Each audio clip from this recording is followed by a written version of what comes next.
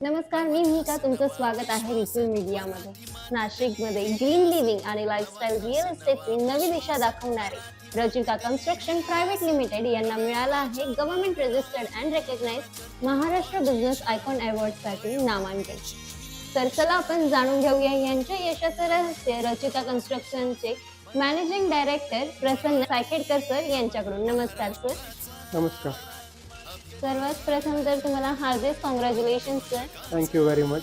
आमच्याकडे पहिल्यापासूनच एक शिकवण जी होती ती पारदर्शकता आणि काहीतरी नाविन्यपूर्ण करून दाखवायची. ते आम्हाला करणं साध्य झालं. त्यामध्ये लोकांनी आम्हाला खूप प्रतिसाद दिला, त्याबद्दल सगळ्यांचे आभार.